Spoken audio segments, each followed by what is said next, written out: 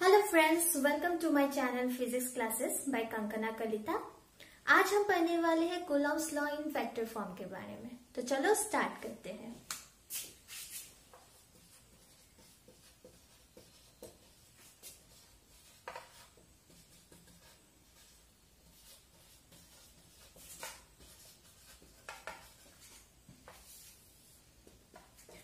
मैंने last session में Coulomb's law के बारे में पढ़ाया था। तो उसमें क्या दिया था कि अगर दो चार्ज Q1 और Q2 को हम एक डिस्टेंस में रखें, सपोज उन दोनों के बीच का डिस्टेंस है R, तो Q1 और Q2 के बीच जो फोर्स आएगा वो फोर्स क्या हो जाएगा, इनके प्रोडक्ट के डायरेक्टली प्रोपोर्शनल हो जाएगा और इनके बीच की जो डिस्टेंस है उसके स्क्वायर के साथ इनवर्सली प्रोपोर्शनल हो जाएगा। और इसको जब हमने मिलाकर लिखा था तो हमें मिला था Q1 Q2 by R square, so F equal to 1 by 4 pi epsilon naught Q1 Q2 by R square। ये 1 by 4 pi epsilon naught हमारा हो जाता है प्रोपोर्शनलिटी कांस्टेंट हियर। तो ये था कूलॉम्स लॉ का मैग्नीट्यूड वाला फॉर्म। यहाँ से हमें इसका डायरेक्शन के बारे में कुछ पता नहीं चलता, तो यहाँ से हमें सिर्फ मैग्नीट्यूड पता चलता है कि फोर्स का मैग्नीट्यूड कैसा होता है। लेकिन आज जो पढ़ने वाले हैं वो वेक्टर फॉर्म है, मतलब Q1 और Q2 के बीच में जो फोर्स रहेगा उसको हम वेक्टर फॉर्म में स्टडी करने वाले हैं। तो देखते हैं कैसा होता है ये।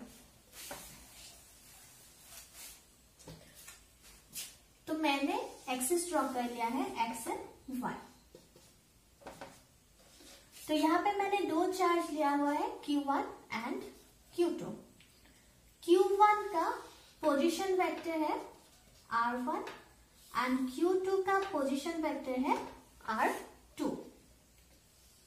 और ये इन दोनों के बीच का डिस्टेंस, इसको हम डिनोट करेंगे R21 से। अगर ये इस डायरेक्शन में होता तो उसको हम डिनोट करते हैं R12 से। तो फर्स्ट ईयर में हमें मिला था हम कैसे वेक्टर्स को ऐड करते हैं, triangle law of vector addition. तो उसी को अप्लाई करके हमें R21 का वैल्यू मिल जाएगा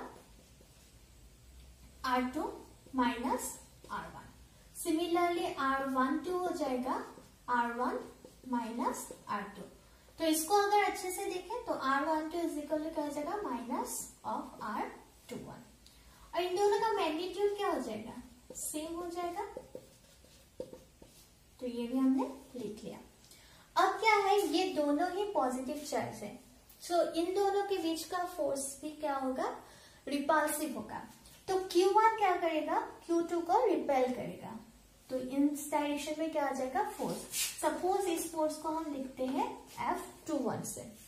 सिमिलरली Q1 के ऊपर Q2 क्या करेगा, एक फोर्स देगा, रिपल्सिव फोर्स, और उसको हम डिनोट करेंगे F12 से।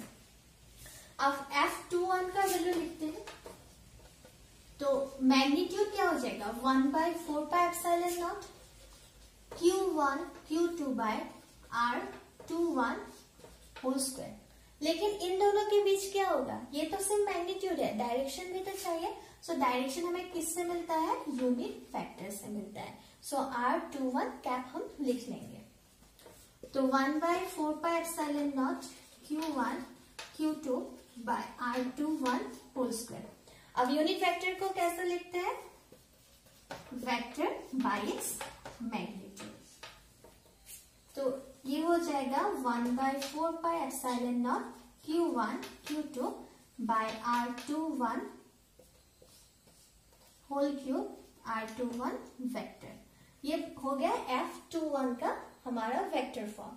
सिमिलरली हम F12 का भी लिख सकते हैं। तो इसका हो जाएगा 1 by 4 pi epsilon naught Q1 Q2 by R12 whole cube R12 vector.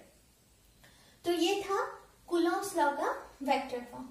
अब इससे हम कुछ और चीजों को भी डिराइव कर सकते हैं। कैसे कर सकते हैं, देखते हैं।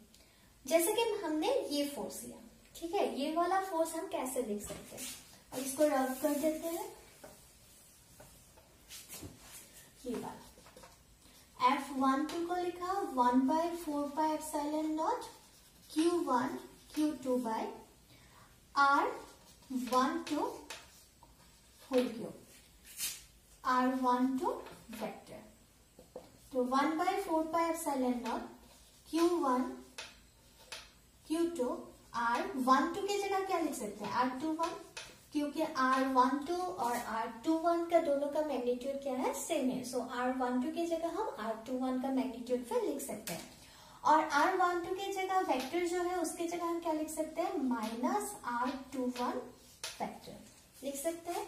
अब माइनस साइन अगर पहले आ गया तो Q1 Q2 bye R21 whole cube R21 vector.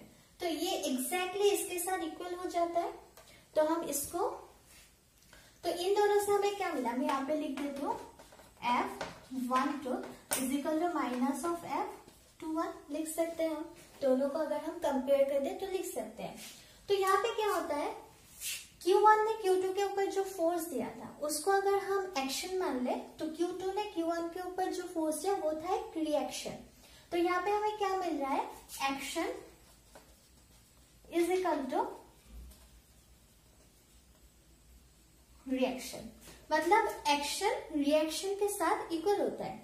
दोनों का मैग्नीट्यूड क्या है, सेम है, but they are oppositely directed. ये कौन सा लॉ डिराइव करता है, ये न्यूटन का थर्ड लॉ डिराइव करता है।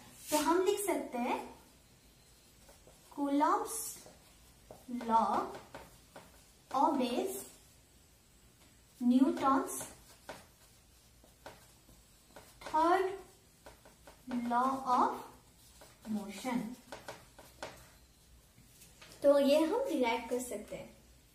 तो ये था हमारा कूलॉम्स लॉ का वेक्टर फॉर्म, और उससे हमने देखा कि किस तरीके से कूलॉम्स लॉ क्या करता है, न्यूटन के थर्ड लॉ को ओबे करता है। आई होप आप लोग को समझ में आ गया होगा। मैंने बहुत ही बेसिक से पढ़ाने की ट्राई किया है। अगर समझ में आ गया है तो प्लीज वीडियो को लाइक कर दीजिएगा और चैनल को सब्सक्राइब कर दीजिएगा। Thank you.